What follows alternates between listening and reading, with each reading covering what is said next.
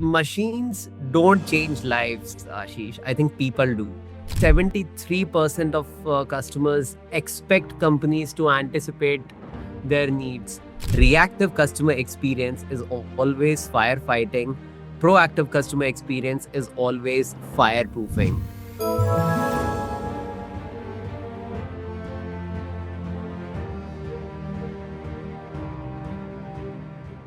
Hello, everyone. Welcome to another edition of our Brain and Backbone podcast for CX leaders.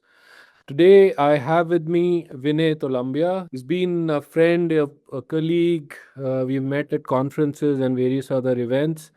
And it's an honor to have you today during this podcast, Vinay. Welcome to the podcast and hope you're having a good day since now. Thank you, Ashish. Very good evening and namaste to all our viewers and listeners. Thank you for having me here. Super excited to share my opinions and my experiences on themes like CX or L&D. Perfect. I think excitement is mutual. I'll quickly give a brief to the audience who's hearing us. Vinay comes with an engineering degree that acted as a launch pad for him to get into a role which is much bigger, which is building people fundamentally. He's a mentor, trainer, and currently heads training at ITC Limited. It is one of the most iconic conglomerates we have in India.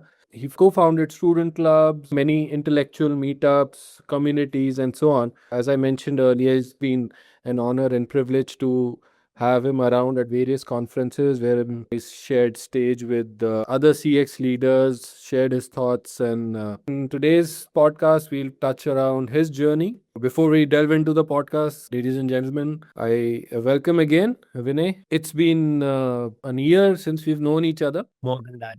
More than that, right? So I know we've been trying to get you to this podcast.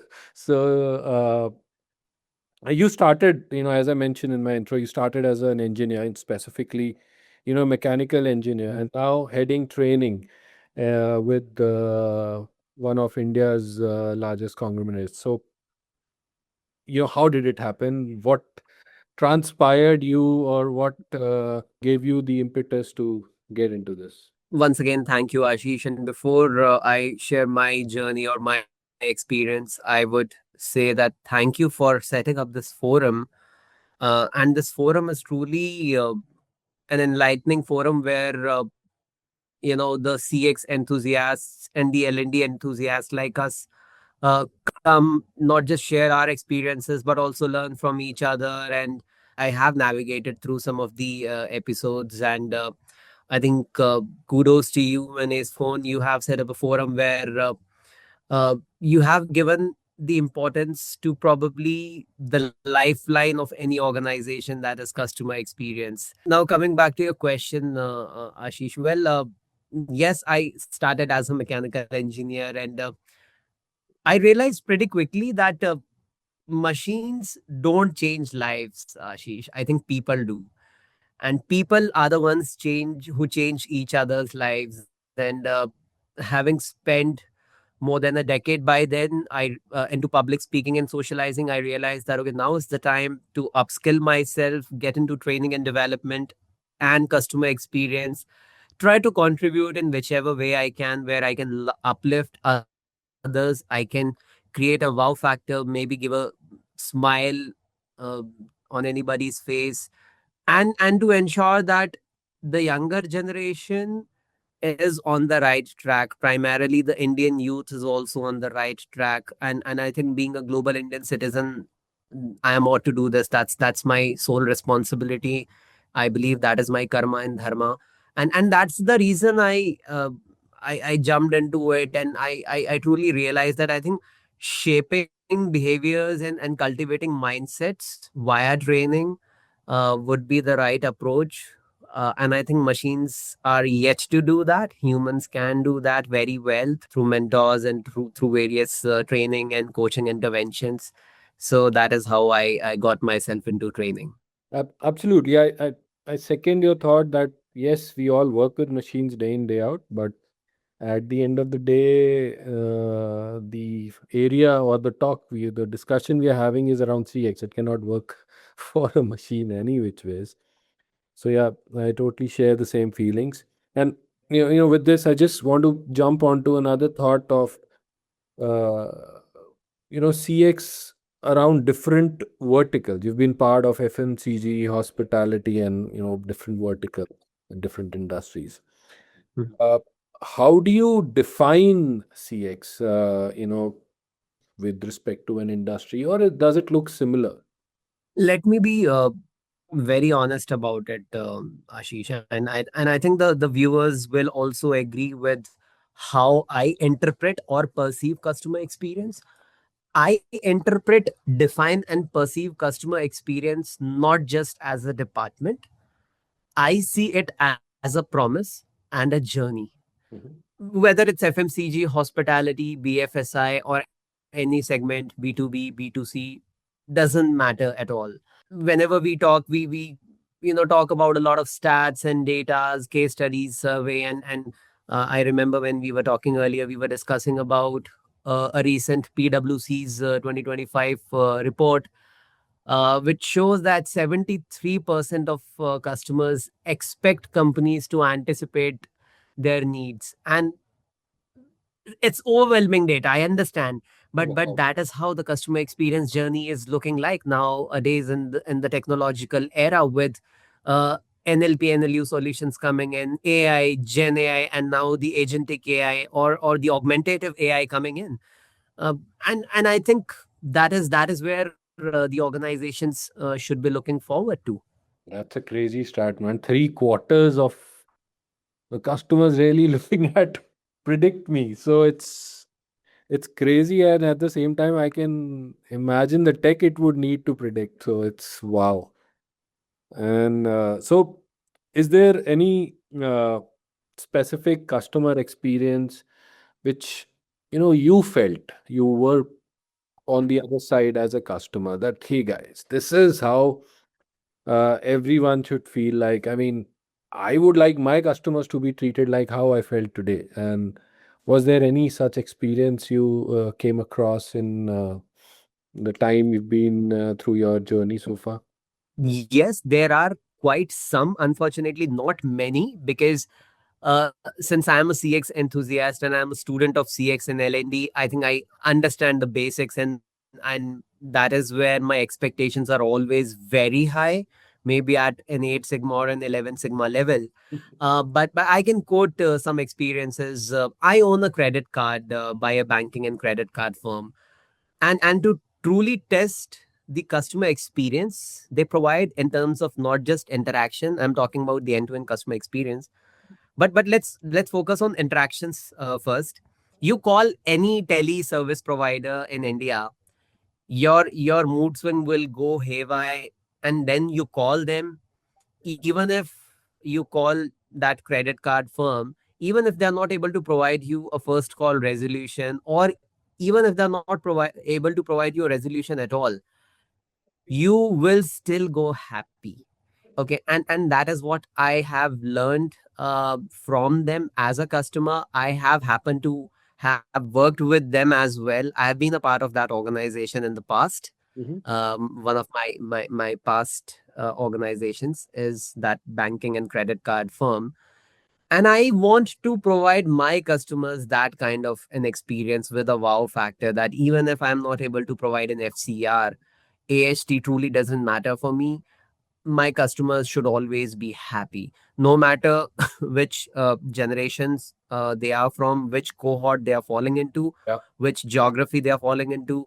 Out of the 19,106 pin codes, my customer buying my product anywhere from 1 million stores across India, I don't care. Every customer should be happy for me. I understand that, and I truly respect that. And do you think that the reference point you're mentioning about, which is the bank, were they more reactive or proactive from a CX standpoint? Is there an idea which you can deduct from that experience? What I have learned in my journey with respect to customer experience and with respect to training, governance, quality. is that reactive customer experience, Ashish, is firefighting. Okay. But proactive customer experience is fireproofing. Yeah, okay. And I think that is the statement of the day I would like to quote. And I'm going to repeat this once more for our viewers and listeners. Reactive customer experience is always firefighting. Proactive customer experience is always fireproofing. Yeah. And there are studies around it. McKinsey has done a lot of studies on proactive customer experience, and they have seen how the customer retention has gone up to 20 or 30% in terms of proactive customer experience. So yes, in my current organization, we try to do that. Uh, and with respect to myself being a customer and dealing with the organization like that particular banking and credit card firm, yes, as and when required, they do follow this approach. Mhm. Since they are into BFSI, their approach would be slightly more sophisticated, and it will still be less vulnerable as compared to what we do in our current organization, which is FMCG, where the vulnerabilities and the volatility towards my customer experience is overwhelming, because my SKU lineup is in thousands. We Mm, handle 25 plus brands, mm, and my customer base is so varied that I can't create uh, too many cohorts. yeah. That is the kind of customer base I have. From the bottom of the line to the top and the tip of the pyramid, everybody is our organization's customer. In this journey of making things more proactive, uh, what has been the role of training in this journey? Has it more stayed like a support function, uh, or where do you see uh, L&D, since you talked about that and touched about it, as an engine in the culture, in the CX culture, and which wherein customer first and customer centricity comes or stays topmost priority? That's a very good question, and I'll share my personal experience with that. And I keep saying this, that imagine your organization to be a car where different important and critical departments are the different tires, and you can't remove any tire at Mm, all. Even the stepney, also the spare tire is also very important in mm, terms of a long journey. However, a blend of L&D and CX is always the steering. We are the ones driving that. And I keep saying this, that if any organization is considering L&D just as a mechanic, their CX will always break down. mm. Their doomsday is going to come, if not now, maybe in the near or later future. And I can prove this again by quoting some studies. Gallup did an intensive study on this. Okay, Okay. Well, training primarily increases your employee engagement. that's true. And I'm not talking about the standard employee engagement initiatives. I'm talking about employee being engaged so much so that they treat their work as their karma and dharma, literally. Mm, And the organizations where there is a culture of training and people adapt to it and the employees are engaged, they saw 23% higher profitability, and that's a huge number, Ashish. yeah, yeah, Yes, I'm dropping that bomb. 23% higher productivity and higher profitability just by learning interventions, which made the employees engaged. So, viewers and listeners, when you're talking about CX, you cannot leave L&D behind.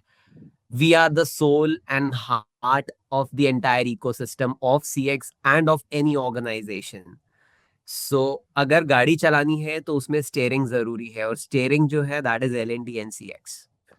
we hear that AI is adding at least 30% productivity, increase. Now, 23 on top 30, if we do these, do you think that with this AI and human fusion, the interaction with the end customer, will it change? Will it evolve? What are your thoughts on this fusion? And of course, productivity increase is something everybody is talking about. there's a huge debate because AI is no more a buzzword. I understand, and uh, AI plus human blend is also no more a buzzword. I'll put across some takeaways from our conversations, which we have been having over the months, where I can easily quote that you also believe very strongly that AI should always be an amplifier, not the Yeah. replacement. Yeah. Okay, and Ashish, I keep saying this that technology delivers speed, but people deliver trust. Yeah, I agree. The era is for those who take a blend of it and who deliver trust with speed. I So Yeah, you can't leave AI behind.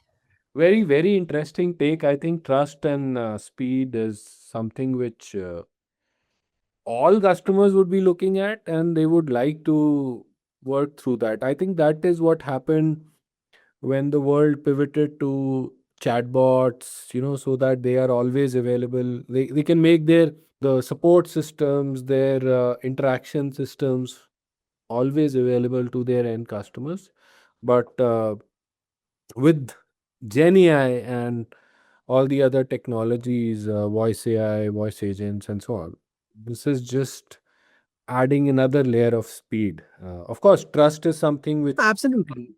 which will come as and when the system gets more and more mature. But absolutely bang on. Even we as customers face this, Ashish. We as customers, how many times would you want to interact or chat with only the AI? Yeah, Okay, and there are studies around it. I remember PwC conducting a study around it, and they found that 58% of the customers were very uneasy with AI only interactions. yeah, And whenever we face any challenges, especially with respect to some e-com and quick com aggregators, the AI bot comes, it evaluates, and then it hallucinates as well. There are lags, and we sometimes get frustrated, and we are unable to connect with the human. I think again there are studies around Indian consumer base where 81% of the Indian consumers base, they are absolutely okay interacting with AI, but it should sound like human. yeah, Okay, and it should converse like human. Indian consumers are very smart, they are tech savvy, they are tech literate, they are e-com and quick com literate, which is a very good thing. They know what their needs are, they are very specific about it, they understand the context as well, yeah, and they are very much open to adapting to AI. yeah, But then Indian consumers also want empathy, and they want to be heard, because that's empathy. Empathy is something which is a part of Indian culture. And I'm talking about a culture which is probably 1.8 or 1.9 million years old, not just 8,000 years old. that is. So empathy is in our DNA. And I think that is the right time where the organizations should blend AI with human competency portfolio.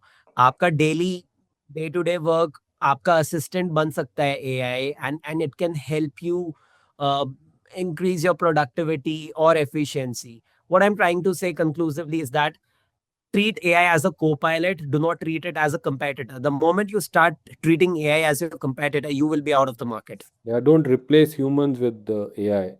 Augment them. I think it'll add another feather to the layer of CX which is already being built. Yeah, that's fair. The core agenda to bring in AI is to empower your employees. And I keep saying that ESAT is equal to CSAT. If your employees are happy and satisfied, your CSAT is going to go up.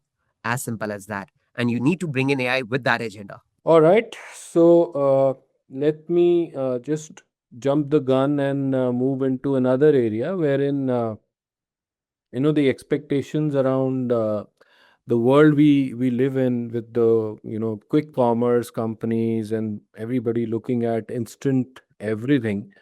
uh, how does a company which is maybe slightly older in terms of the existence pace up with them, or how would they blend in the modern tech with the modern expectations, so to say?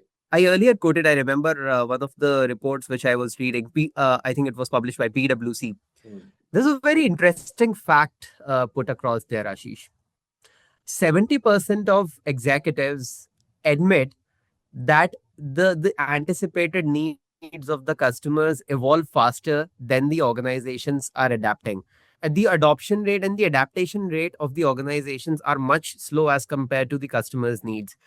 So I would say that yes, there's a need of faster delivery and real time data extraction, real time delivery, real time everything. But my question is, why are the legacy based organizations still evaluating themselves based on their past? Mhm. Why can't they evaluate themselves in terms of the present era, in terms of what the multi generational workforce and the multi generational consumer base is demanding? Mm, More importantly, there's another point. Why are they even competing with the this quick com delivery partners? Why can't they collaborate with them? mhm, mhm, Collaborative approach is always better than the competition. So I think on these lines, now is the time we should think. We should maybe collaborate with these organizations. Yes, there could be a good knowledge sharing in terms of how they are managing inventory, in terms of how they are uh, implementing Six Sigma or even Eight Sigma in terms of quick delivery. mhm, At the same time, the legacy based organizations can share what traditional methodologies they have adopted during those decades long journey with their customers, and can implement that so that we get a whole ecosystem which addresses the demands and the needs of my multi generational workforce as well as my multi generational consumer base. So let's collaborate, let's not compete with each other. I totally agree with you. I think it'll be quite an interesting experience if, for example, your current company collaborates with a quick com. Would be very interesting to know.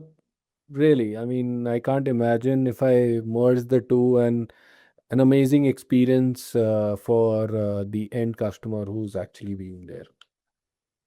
All right, so let's get on to the real setup around your core strength, which is training, and training as part of the heart of CS. uh, do you think empathy as a concept trainable? And when you do hiring or when you talk to people, is it something you look at, or how do you go about it? I'm the right person to answer because I always keep saying that empathy is part nature and part nurture, Ashish. Wow, okay. थोड़ा सा inbuilt होता है, थोड़ा सा आप train कर सकते हो.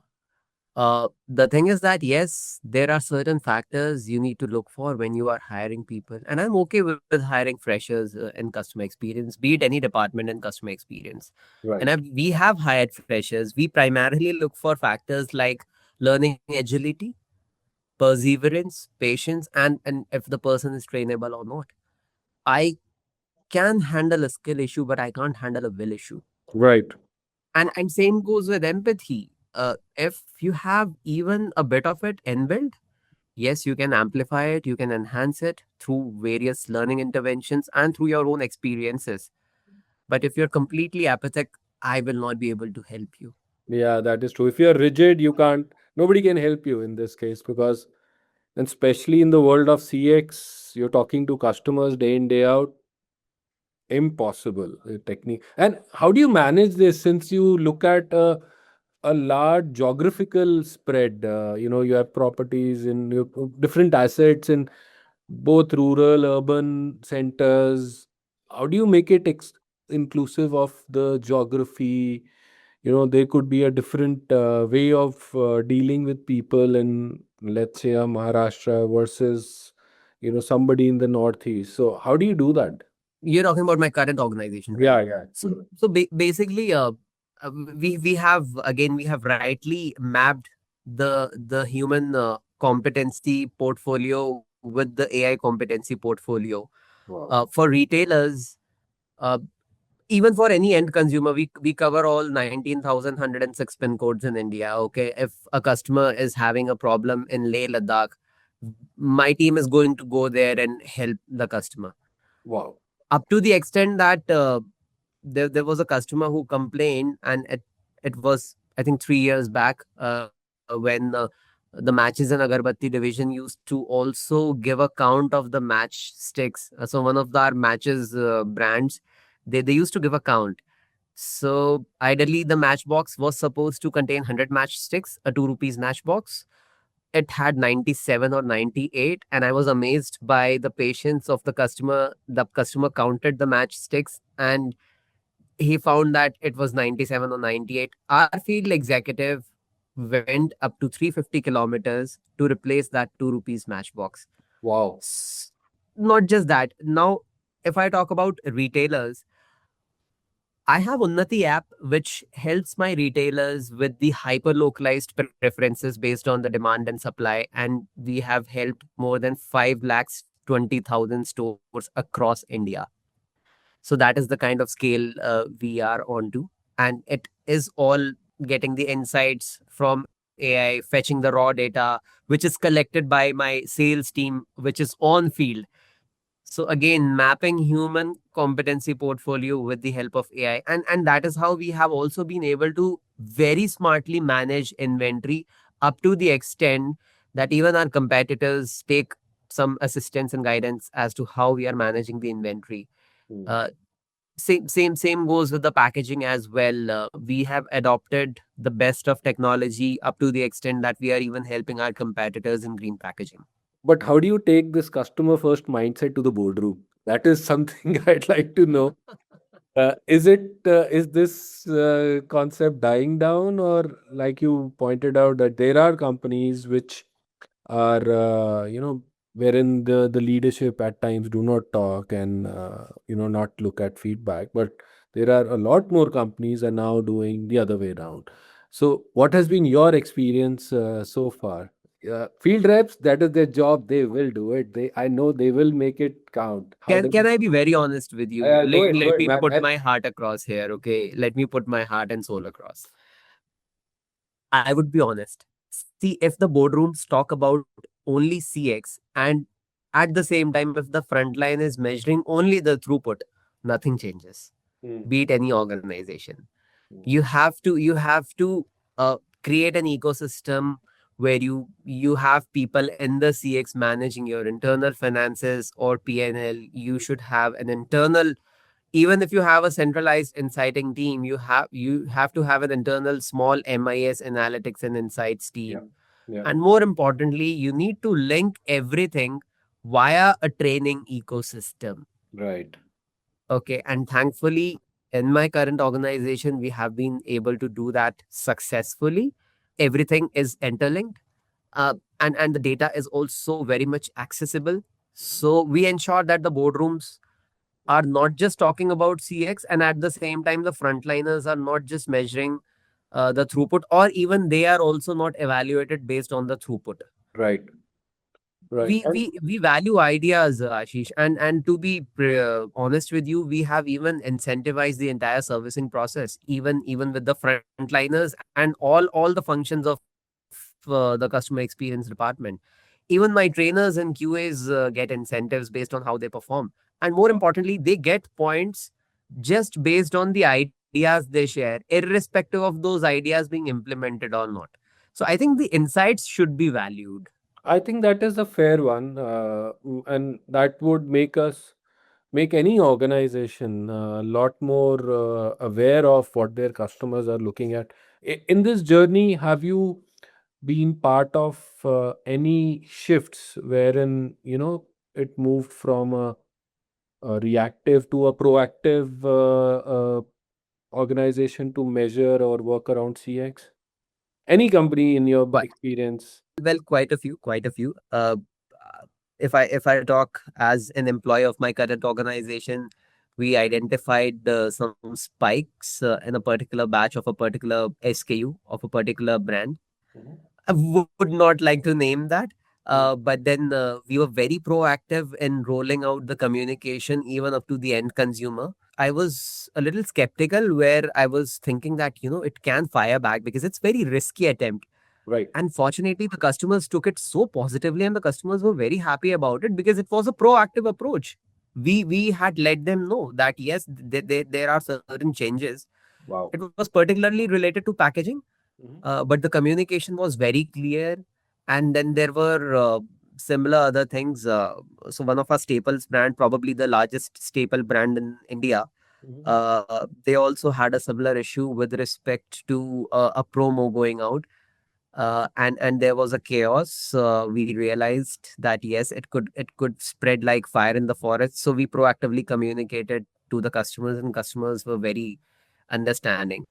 So we actually stopped the potential exponential hike in customer interactions because of these issues. So everybody went happy.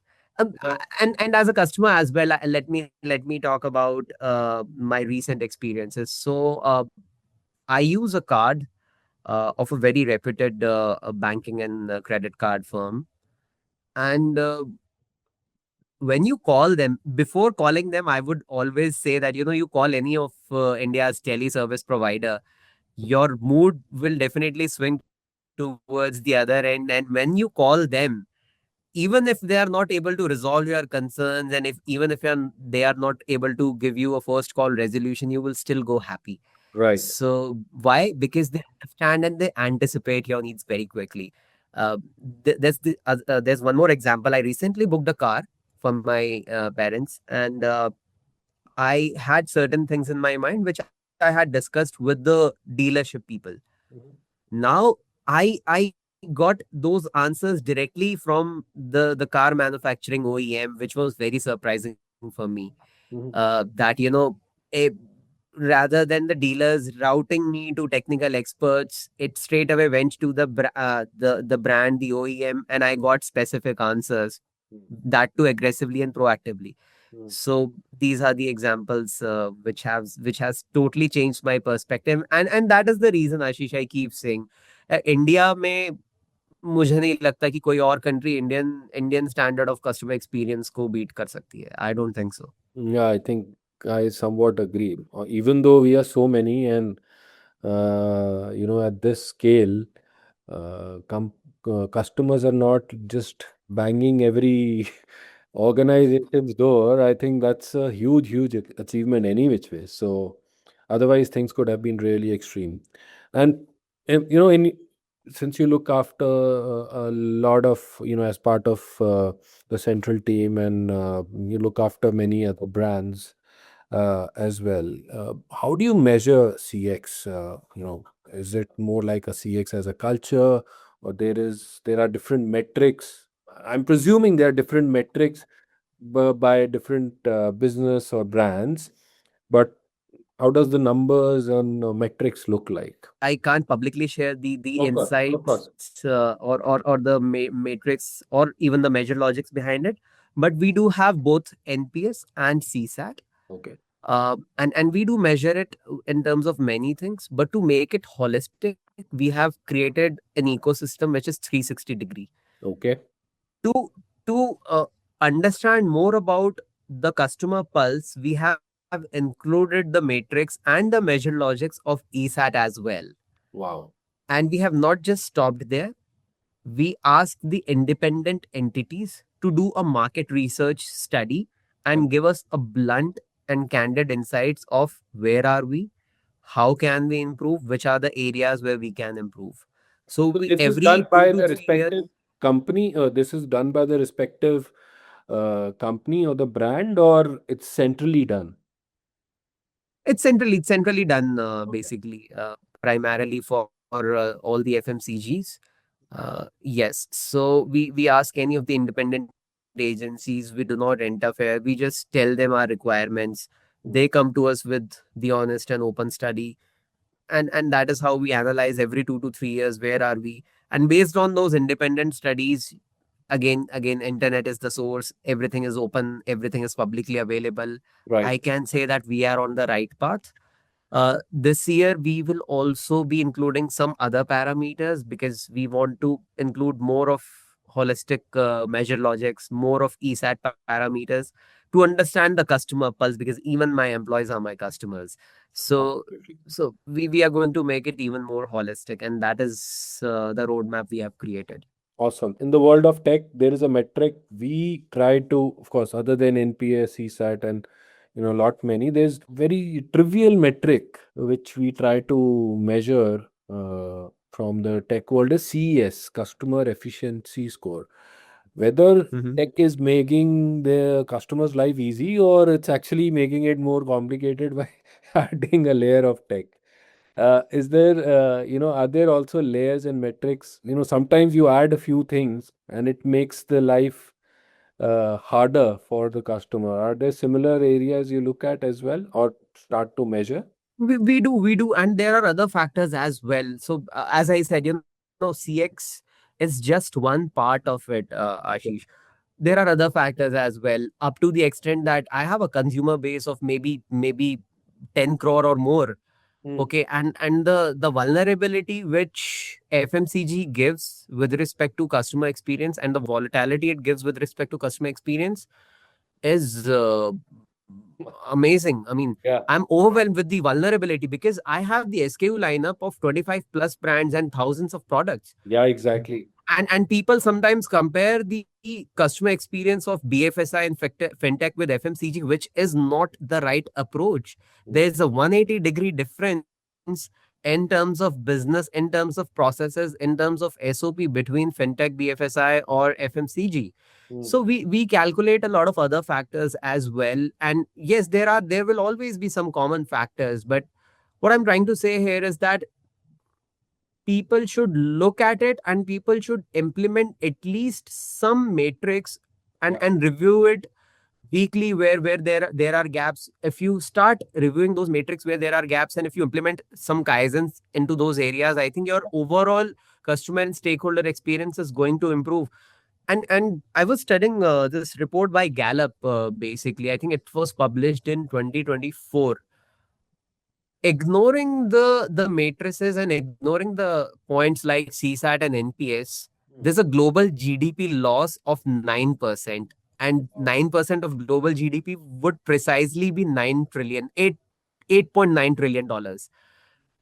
So you can Almost, imagine yeah, that, yeah. if It's $100 trillion world economy, so I can imagine. Yeah, it will come down to be like that. Okay, wow. I was overwhelmed when I was reading this, and I was surprised, rather shocked that why are people not taking these factors into consideration. So we take that very seriously. We have a dedicated inciting team.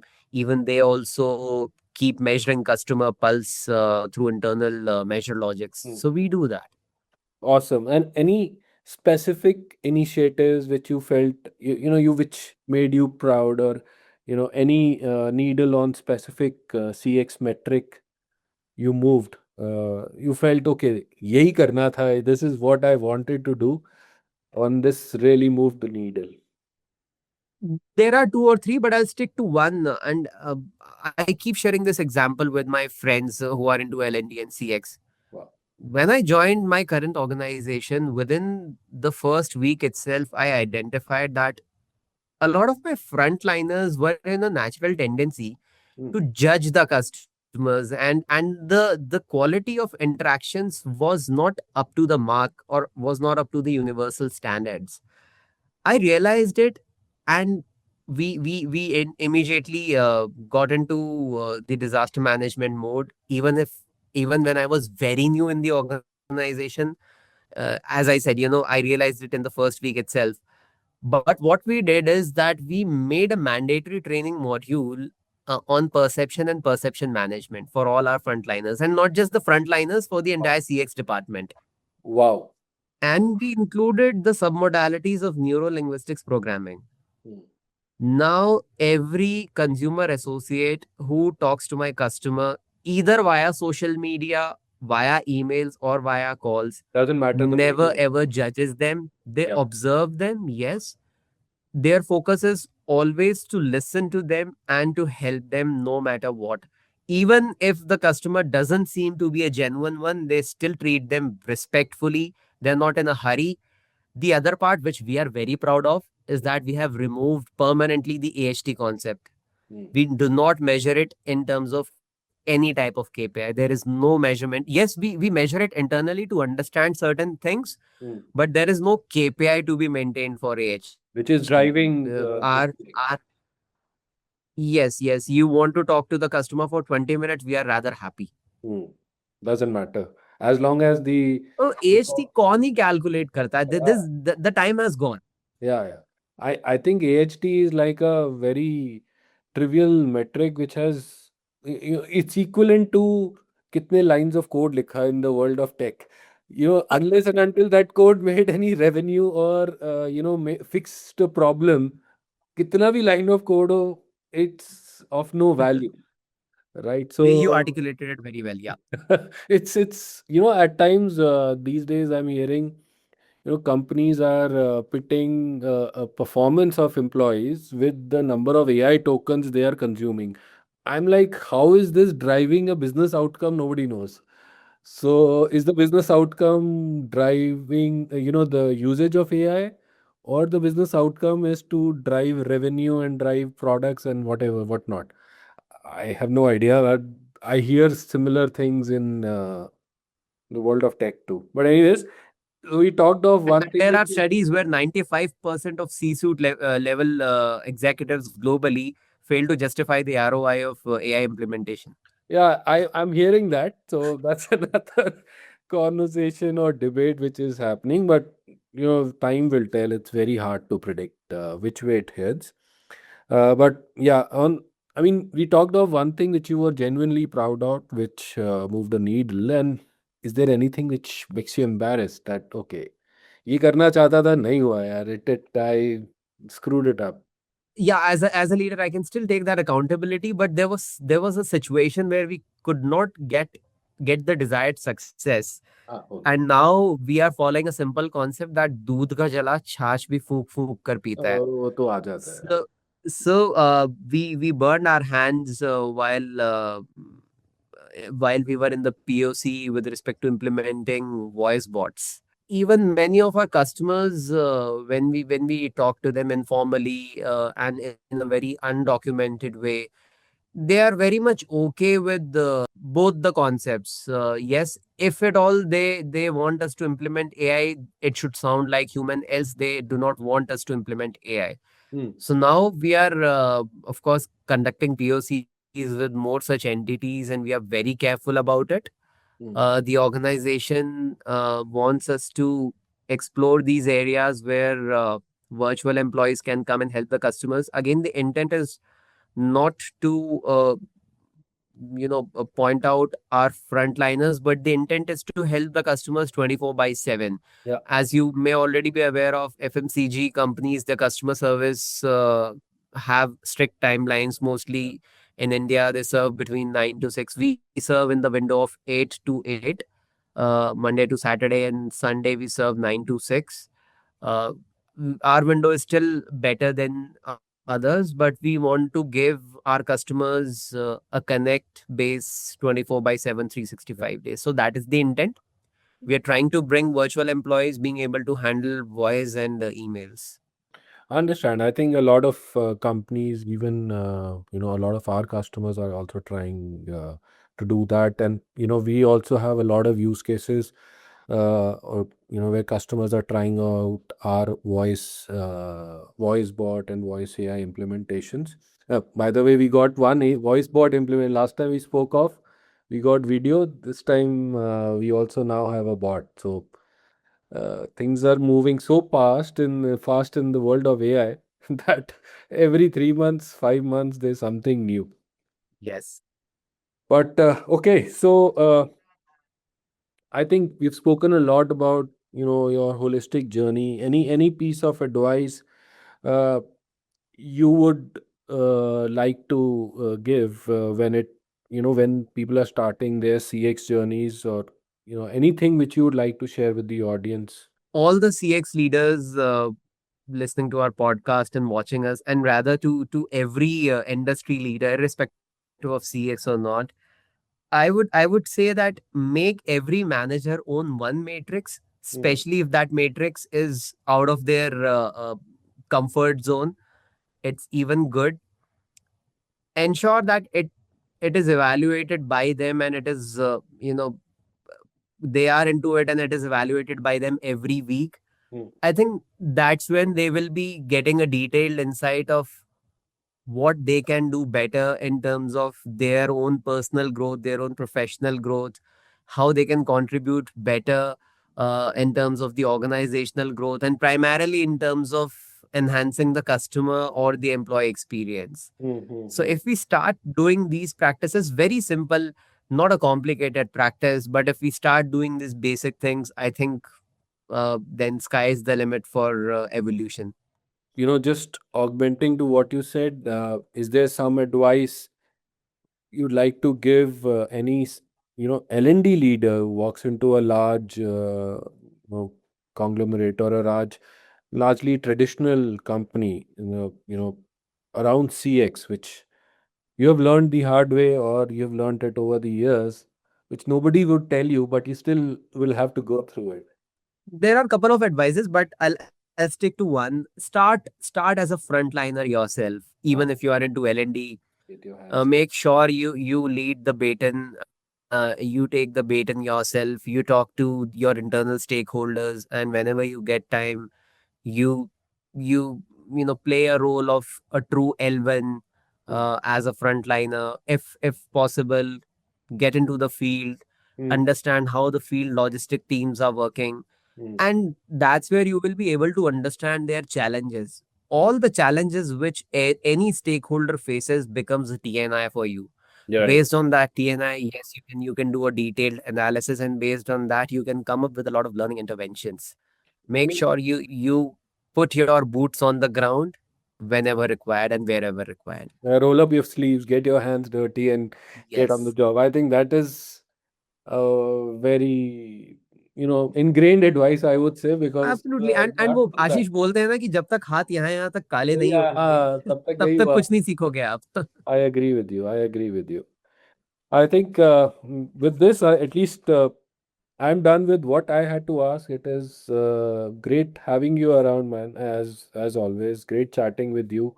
Lots of insights, lots of but, learnings. but before we wrap up, I have a true question for Ah, you, sure. and I was very much keen to ask this. Ah, And I've seen you over the years talking with a lot of younger workforce and a lot of young customers as well.